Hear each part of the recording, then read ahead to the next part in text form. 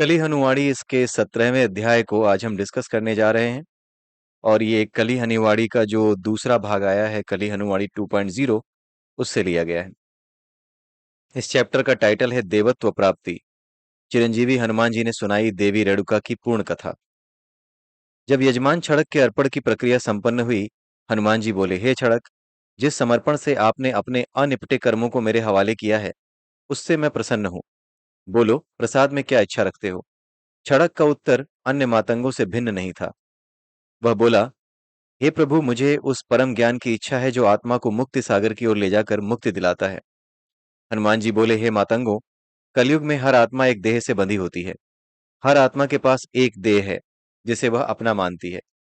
देह के अलावा भी कुछ अन्य चीजें हैं जिन्हें आत्मा अपना कहती है, जैसे मेरी जमीन, मेरा परिवार, मेरी संपत्ति आदि आदि। सतयुग में ऐसा कोई स्वामित्व नहीं होता था। सब कुछ हर किसी का था, देह भी। जैसे अगर किसी आत्मा की महिला देह धारण करने की इच्छा होती, तो वह उपलब्ध महिला देहों में से किसी एक को धारण कर लेती। जब वह इच्छा पूरी हो जाती, तो अपनी नई इच्छा के अनुसार आत्मा किसी अन्य देह को धारण कर लेती। सतयुग का अंत इसीलिए हुआ क्योंकि आत्माओं ने देहों पर स्वामित्व जताना शुरू कर दिया। एक वेना नामक आत्मा थी। उसने सबसे रूपवान देह धारण कर रखी थी। लगाव के कारण उसने कई वर्षों तक उस देह को नहीं छोड़ा। ऋषि वेना के पास आए और बोले, हे वेना, अगर आपकी सबसे रूपवान देह को धारण करने की इच्छा पूर्ण हो गई हो, तो कृपया करके इस देह को छोड़ दो, ताकि जो अन्य आत्माएं इस देह को धारण करने का इंतजार कर रही हैं, वे कर सकें। वेना ने उत्तर दिया, हे सम्माननीय ऋषिगण, मेरी इच्छा अभी पूर्ण नहीं हुई है। मैं सदा के लिए इस देह को धारण किए रखने की इच्छा रखता हूं। ऋषियों ने पूछा, और तुम्हें ऐसा क्यों लगता है कि यह सबसे रूपवान देह है? वेना का उस देह से लगाव तोड़ने के लिए ऋषियों ने इंद्रदेव से आग्रह किया कि वे वेना ने जो देह धारण कर रखी थी, उससे भी रूपवान देह बनाए। इंद्रदेव, जो अस्तित्व के द्रव का प्रयोग करके कुछ भी बना सकते हैं, उन्होंने ऋषियों की इच्छानुसार एक रूपवान देह बना दी। वेना की आत्मा अब उस नई देह में प्रवेश कर गई। इंद्रदेव एक से बढ़कर एक रूपवान देह बनाते गए, और वेना की आत्मा सबसे रूपवान देह को धारण करती चली गई। लगाव नहीं टूटा। वेना भ्रम से बाहर नहीं आया। हे मातंगो, सतयुग में हर देह के अलग अलग साथ सुख जुड़े हुए थे। आत्माओं का किसी एक देह के लिए लड़ाई करने का कोई कारण नहीं था। लेकिन जब वेना एक ही देह में घुसा रहा, तो अन्य आत्माओं ने सोचा कि उस देह में जो सुख मिलता है, अर्थात सबसे रूपवान होने का सुख, वह सुख अन्य सुखों से बेहतर है। बहुत सारी आत्माएं उस सबसे रूपवान देह के प्रति जिज्ञासु जिज्ञासु हो गईं। असुरों को मानव लोक में आने का अवसर मिल गया, और उन्होंने जिज्ञासा को लड़ाई में बदलना शुरू कर दिया। सबसे रूपवान देह के स्वामित्व के लिए लड़ाई छिड़ गई, जिसके चलते उस देह को चोट आ गई। सतयुग में चोट अपने आप तुरंत ठीक हो जाया करती थी, किंतु उस देह की चोट ठीक नहीं हुई। भगवान इंद्र ऋषियों के सामने उपस्थित हुए और बोले, मैं इस देह को ठीक नहीं कर सकता, क्योंकि इसे वेना ने धारण कर रखा है, और वेना के कर्म अब पवित्र नहीं रहे। अगर कोई पवित्र आत्मा इस देह को धारण करे, तो मैं इसकी चोट ठीक कर सकता हूं। सतयुग में जब भी इच्छा प्रकट की जाती, तुरंत पूरी हो जाती थी, क्योंकि कर्म की आवश्यकता की समस्या नहीं थी। उस रूपवान देह के स्वामित्व को लेकर छिड़ी लड़ाई उन पहले वाक्यों में से एक थी, जहां कर्म और इच्छा का असंतुलन देखा गया। सबसे रूपवान देह ठीक नहीं हुई और अंततः मर गई। यह इस कल्प की पहली मौतों में से एक थी। सतयुग समाप्त हो रहा था। मानव लोक त्रेता युग में प्रवेश कर रहा था। जब कुछ टूटता है तो बहुत तेजी से टूटता है। ऋषियों और देवों को यह डर था कि सतयुग की वो लड़ाई बहुत तेजी से बढ़ेगी, और संसार का अंत बाकी युगों के बीतने से पहले ही हो जाएगा। संसार को बचाने के लिए नियंत्रण और संतुलन की प्रणाली विकसित की जानी आवश्यक थी। ऋषियों और देवों ने निर्णय लिया कि मानव लोक के जीवों को तीन वर्गों में विभाजित किया जाए: ऋषि, पृथु और निषाद। वे ज्ञानी आत्माएं जो देवों के सहायक बनने योग्य थी, उन्हें ऋषि कहा गया। वे आत्माएं जो कुछ हद तक भ्रम में फंसी हुई थीं, उन्हें पृथु कहा गया। और वे आत्माएं जो काल अस्तित्व के जाल में पूर्णतया फंसी हुई थीं, उन्हें निषाद कहा गया। निषादों में पशु भी शामिल थे। ऋषियों का कर्तव्य था कि वे पृथ्वी वर्ग को ऋषियों के स्तर तक लाने का प्रयास करें, और उनके निषाद वर्ग के स्तर तक गिरने से बचाएं। पृथु वर्ग का कर्तव्य था कि वे निषाद वर्ग को पृथु स्तर तक उठाने का प्रयास करें। ऋषि पृथु वर्ग की आत्माओं को ज्ञानवान करने के लिए उन्हें परम ज्ञान प्राप्ति में सहायता करते थे। अतः ऋषि और पृथु वर्ग का रिश्ता गुरु शिष्य का रिश्ता था। गुरु शिष्य के रिश्ते में समर्पण सबसे पहली आवश्यकता होती है। विवाह में भी पति पत्नी एक दूसरे को समर्पित होते हैं। यह निर्णय लिया गया कि पृशु लोग पृथु लोगों से विवाह करेंगे ताकि विवाह पृथु जीवन साथी के उत्थान का निमित्त बन जाए। उदाहरण के तौर पर ऋषि जमदग्नि ने रेणुका नामक एक राजकुमारी से विवाह किया जो कि पृथु थी। जब देवी रेणुका ऋषि जमदग्नि को समर्पित हो गई, उन्होंने उसको परम ज्ञान देना प्रारंभ कर दिया ताकि वह ऋषि स्तर तक उठ सके।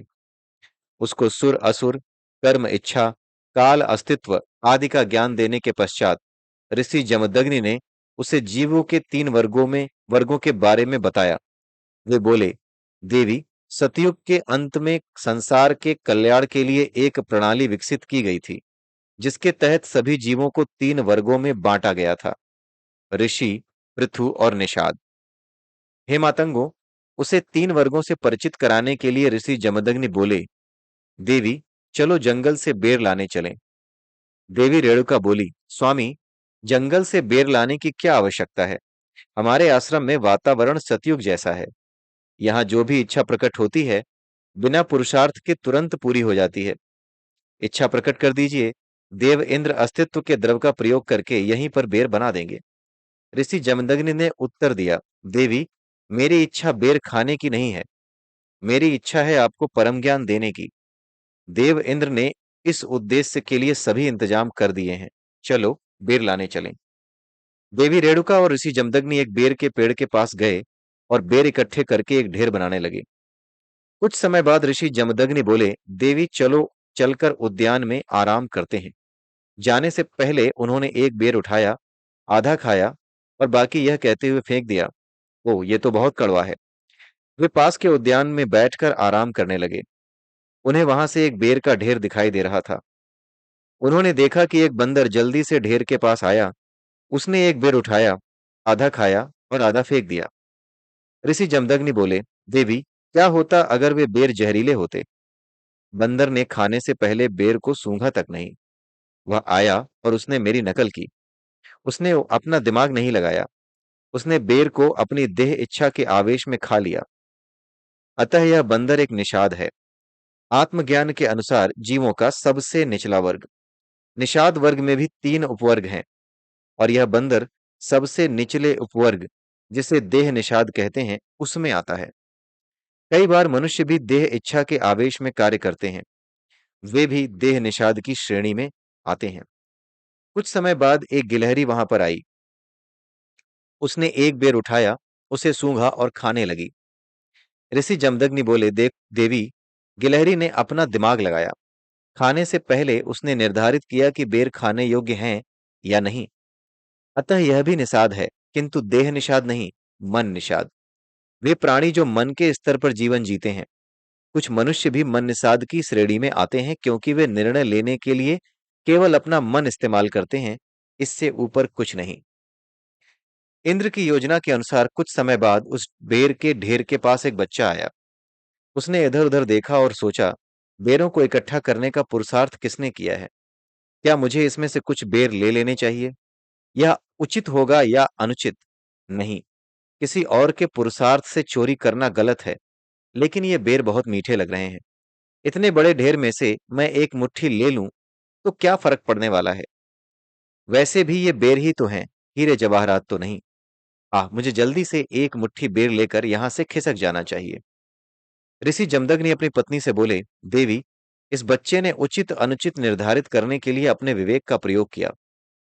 विवेक बहुत ही लचकदार उपकरण है। जैसी देह मन की इच्छा हो, उसी हिसाब से विवेक तर्क ढूंढ निकालता है। बच्चे की इच्छा थी कि वह बेर खाए और उसके विवेक ने तुरंत उसी अनुसार तर्क निकाल लिया।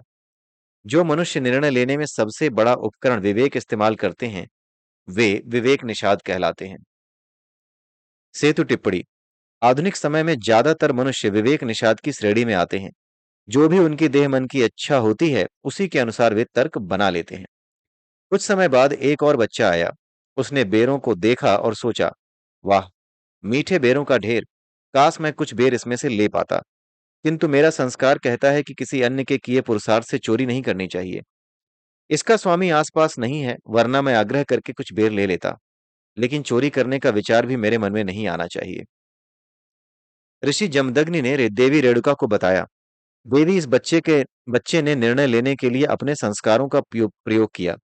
अतः यह बच्चा पृथु है, निषाद नहीं। जो मनुष्य संस्कार के स्तर तक जागृत होते हैं, उन्हें संस्कार पृथु कहा जाता है। कुछ समय बाद बेर के ढेर के पास से एक औरत गुजरी। उसके सिर पर ईंधन की लकड़ियों का गट्ठा था। जब उसने बेर देखे, उसने सोचा, वाह, सुंदर बेर। मैं देख सकती हूं कि मेरी देह इन बेरों की सुंदरता की ओर आकर्षित है। वे बहुत मीठे होंगे। मैं देख सकती हूं कि मेरा मन इन बेरों के प्रति जिज्ञासु है। क्या मुझे इन्हें खा लेना चाहिए? मैं देख सकती हूं कि मेरा विवेक मेरे देह मन की इच्छा के पक्ष में रास्ता निकालने की कोशिश कर रहा है। इन बेरों को चोरी करने का विचार भी मेरे मन में नहीं आना चाहिए था। मैं देख सकती हूं कि मेरा संस्कार सक्रिय हो गया है। वह औरत मुस्कुराई और वहां से चली गई। ऋषि जमदग्नि अपनी पत्नी से बोले, देवी, यह औरत अपनी देह, मन, विवेक और संस्कार के प्रति चेतन है। उसने अपने स्वयं की प्रतिक्रियाओं को किसी तीसरे व्यक्ति के नजरिए से देखा। वह उन मनुष्यों की श्रेणी में आती है जिन्हें चित्त पृथु कहा जाता है, अर्थात वे जो चेतना के स्तर तक जागृत हैं। कुछ समय बाद एक पुरुष वहां पर आया। वह घुटने के बल बैठा। उसने बेरों को नहीं छुआ। उसने धरती को छुआ, वो भी ऐसे जैसे वह अपनी उंगलियों के अग्रभाग से किसी संगीत यंत्र के तार छू रहा हो। फिर उसने अपनी देह को ऐसे देखा जैसे उसे पहली बार देखा हो। वह एक जागृत पुरुष था, आत्मा के स्तर तक जागृत। उसके लिए सब कुछ काल अस्तित्व का खेल था। उसके लिए बेर धरती पर नहीं रखे थे, अपितु काल के धागों पर रखे थे। ऋषि जमदग्नि ने अपनी पत्नी से कहा, इस मनुष्य को ज्ञान है कि उसकी आत्मा काल के धागों पर बैठी है, और बाकी सब कुछ, फिर चाहे वे बेर हों अथवा उसकी अपनी देह, सब अस्तित्व का द्रव है। ऐसा पुरुष आत्म पृथु वर्ग में आता है। ऋषि जमदग्नि और देवी रेणुका ने बेर के ढेर को कपड़े में बांधा और वापस आश्रम की ओर चलने लगे। देवी बोली, स्वामी, आपने मुझे जीवों की 6 श्रेणियों के बारे में बताया। देह निषाद, मन निषाद, विवेक निषाद, संस्कार पृथु, चित्त पृथु और आत्म पृथु। लेकिन आपने 7वीं श्रेणी अर्थात ऋषि वर्ग के बारे में कुछ नहीं बताया। आप ऋषि हैं। आपको अगर रास्ते में मधुर बेरों का ढेर दिखे तो आप कैसी प्रतिक्रिया देंगे? ऋषि जमदग्नि ने उत्तर दिया, देवी, एक ऋषि की आत्मा को पहले से ही मोक्ष मिला हुआ होता है। वह कभी भी मुक्ति सागर में जा सकती है। वह इस संसार में देवों की सहायता के लिए रुकी रहती है। ऋषि का हर कार्य देवों द्वारा निर्देशित होता है। ऋषि को जो कुछ भी रास्ते में मिलेगा, उसका उद्देश्य उसे पहले से ही मालूम होगा। अगर मुझे रास्ते में ऐसे ढेर दिखाई दें, तो मुझे पहले से ही उसका दैवीय उद्देश्य मालूम होगा। मेरी क्रिया प्रतिक्रिया उसी दैवीय उद्देश्य की पूर्ति के लिए होगी।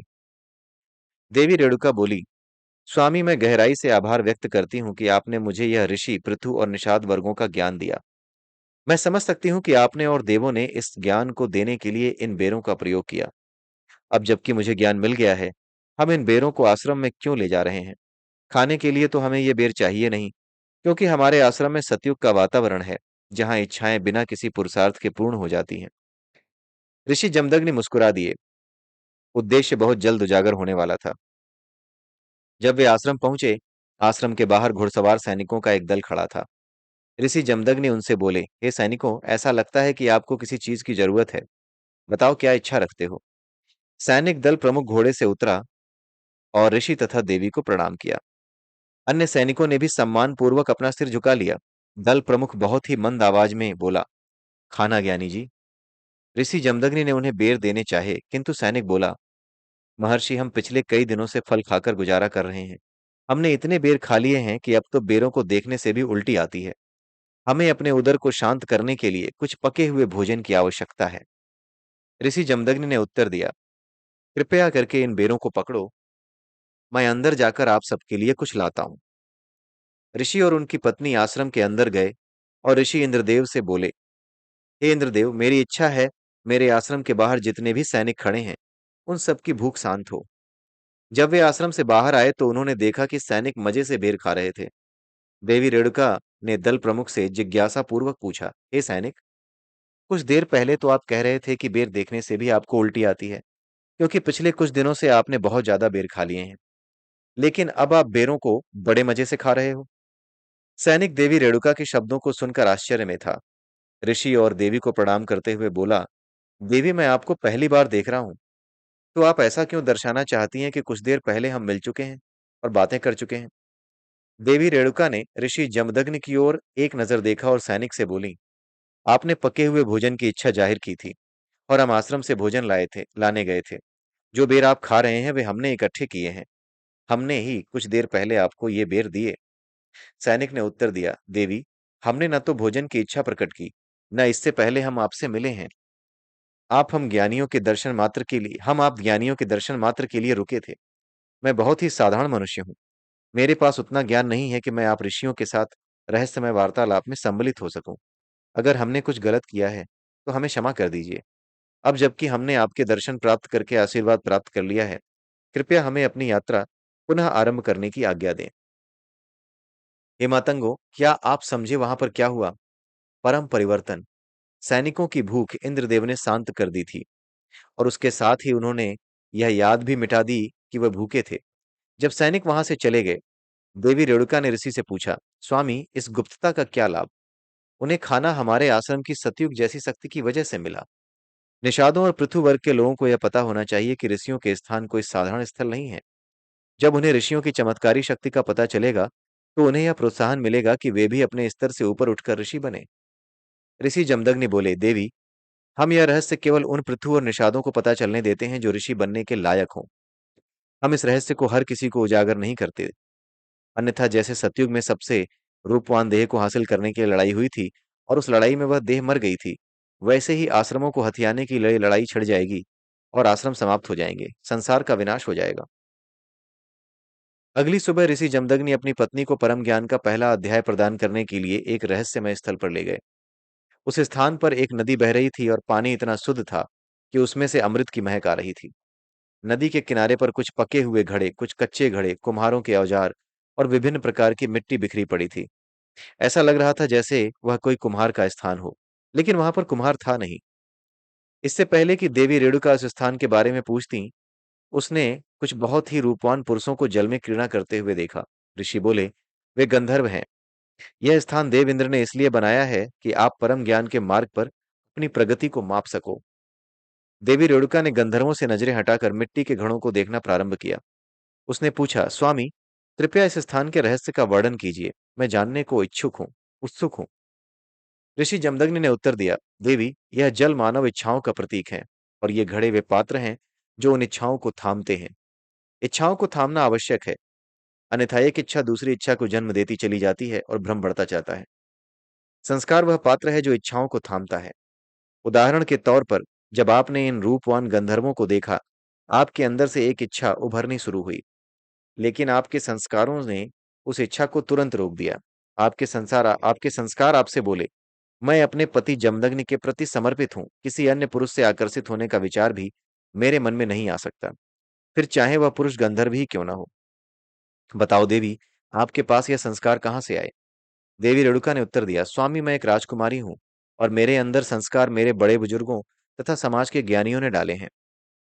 और आपके बड़े बुजुर्गों और समाज के ज्ञानियों के पास वे संस्कार कहाँ से आए? ऋषि जमदग्नि ने पूछा। इससे पहले कि देवी रेणुका उत्तर देती, उन्होंने वर्णन किया, ये संस्कार असल में ऋषियों द्वारा प्रदान किए गए हैं। हम ऋषियों की जिम्मेदारी है समाज की रक्षा करना। हमने पृथु लोगों के लिए सही गलत के नियम बनाए हैं और उनमें पीढ़ी दर पीढ़ी प्रसारित प्रसारित होते जाते हैं। जैसे घड़ा पानी को थामे रखता है, संस्कार इच्छाओं को थामे रखते हैं।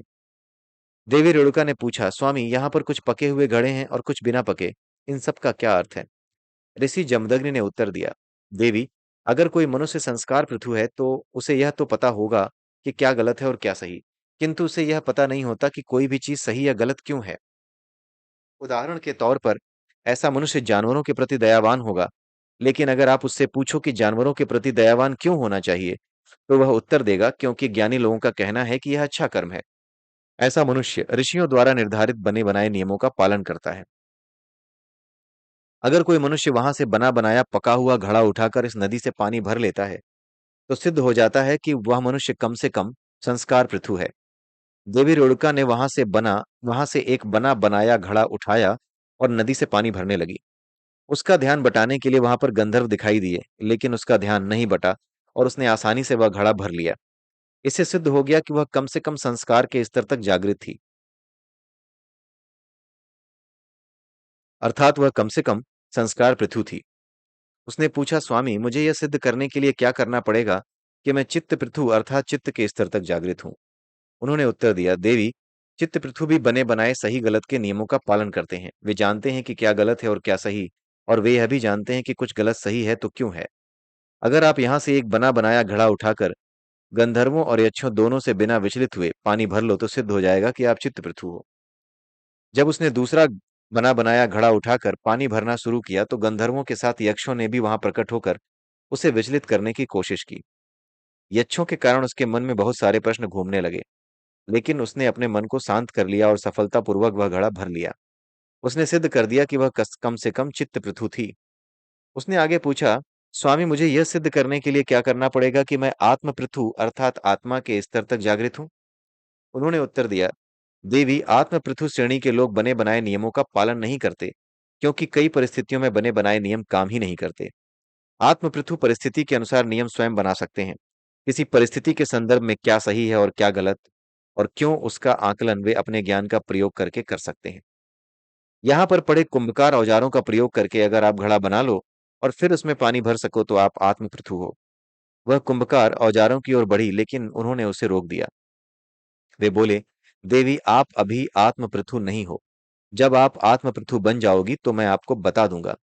अब आप यहाँ आकर यह सिद्ध कर सकोगी तब आप यहाँ आकर यह सिद्ध कर सकोगी कि आप आत्म पृथु हो।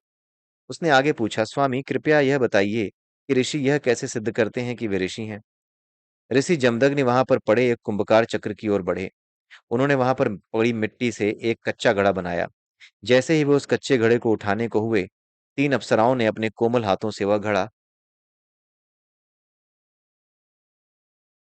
घड़ा पकड़ लिया। अप्सराओं ने उस घड़े को पानी से भर दिया और उसे आश्रम की ओर ले जाने लगी। ऋषि जमदग्नि केवल अपनी उंगलियों के अग्रभाग के घड़े से मुख को छुए हुए थे। बाकी सारा काम अप्सराएं कर रही थीं। अप्सराओं ने आश्रम तक उस घड़े को ले जाने में सहायता की। जब वे आश्रम पहुंची, ऋषि जमदग्नि ने अपनी पत्नी से कहा, देवी, ऋषि यहाँ पर देवों के उद्देश्य अर्थात संसार के कल्याण के लिए हैं। उनके लिए कोई विचलन नहीं है। सभी शक्तियां, अप्सराएं, गंधर्व, यक्ष आदि ऋषियों की उनके कार्यों में सहायता करती हैं। जब आप ऋषि बन जाओगी, गंधर्व आपका ध्यान नहीं बटाएंगे। वे आपकी सहायता करेंगे और आप कच्चे घड़े में पानी ला सकेंगी। हे मातंगो, बहुत जल्द देवी रेणुका का उत्थान हुआ और पहले वे आत्मपृथु बनी और फिर ऋषि बन गई। जब वे पहली बार कच्चे घड़े में पानी लाईं, ऋषि जमदग्नि उनसे बोले, देवी, जब मैंने आपसे विवाह किया था आप संस्कार पृथु थीं। अब आपकी पृथु से ऋषि की यात्रा पूर्ण हुई। अब आप ऋषि हो। आपको यह कर्तव्य यानी कच्चे घड़े में पानी लाना निरंतर करना चाहिए, यह पता करने के लिए कि कहीं आप ऋषि के स्तर से पृथु के स्तर तक पर तो नहीं फिसल गई हो। कई वर्ष बीत गए। देवी रेणुका कच्चे घड़े में पानी लाने का अनुष्ठान निरंतर किया करती थी। इस बीच भगवान विष्णु ने परशुराम अवतार में धरा पर आने के लिए उनको अपनी माता के रूप में चुन लिया था। एक दिन वे कच्चे घड़े में पानी लाने का अनुष्ठान करने गईं। जब वे वापस आ रही थी तो ऋषि जमदग्नि ने देखा कि वो घड़ा नहीं ला रही थी, कच्चा तो क्या पका घड़ा भी नहीं ला रही थी। इसका एक ही अर्थ हो सकता था कि वे निषाद के स्तर पर फिसल गई थीं, क्योंकि पृथु कम से कम पका घड़ा तो ला ही सकते थे। ऋषि जमदग्नि भौचक्के थे। उन्होंने सोचा, मैं यह नहीं मान सकता। एक ऋषि निषाद के स्तर पर कैसे गिर सकता है? मेरा वर्षों का गुरु परिश्रम ऐसे व्यर्थ कैसे हो सकता है? मैं कैसा गुरु हूं कि मेरी सबसे करीबी शिष्या, मेरी पत्नी, निषाद के स्तर पर गिर गई।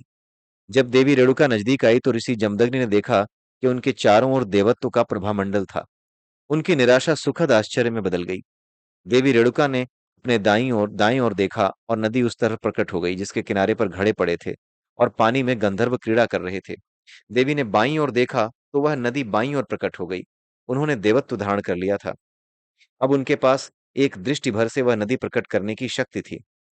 अब वह देवों की सहायक नहीं अपितु खुद देवी बन गई थी।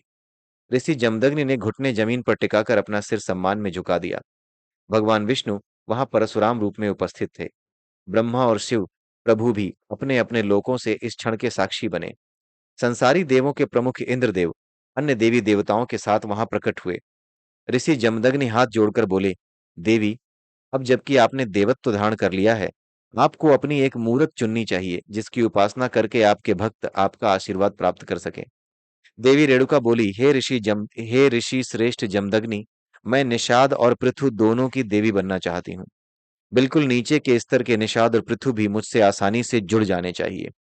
मेरी उपासना करके उन्हें यह ज्ञान हो जाना चाहिए कि वे न केवल ऋषि स्तर बल्कि एक कदम ऊपर देवत्व को भी प्राप्त कर सकते हैं। देवी रेणुका को देवी के रूप में दीक्षित करने के लिए स्वयं भगवान विष्णु, जो वहां रेणुका पुत्र परशुराम के रूप में उपस्थित थे, आगे आए। उन्होंने अपनी कुल्हाड़ी से देवी के सिर को धड़ से अलग कर दिया। जो सिर धरती पर गिरा वह एक राजकुमारी का सिर था, क्योंकि रेणुका एक राजकुमारी थी। जो नया सर उनकी धड़ पर प्रकट हुआ वह एक निषाद महिला का सिर प्रतीत हो रहा था। प्रभु विष्णु ने घोषणा की, पृथु वर्ग के लोग देवी रेणुका के पृथु रूप, जो सर नीचे गिरा वह, और निषाद उसके निषाद रूप की उपासना करेंगे, उनके निषाद रूप की उपासना करेंगे।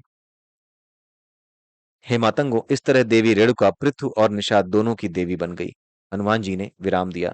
हनुमान जी की लीलाओं का यह अध्याय यहीं समाप्त होता है।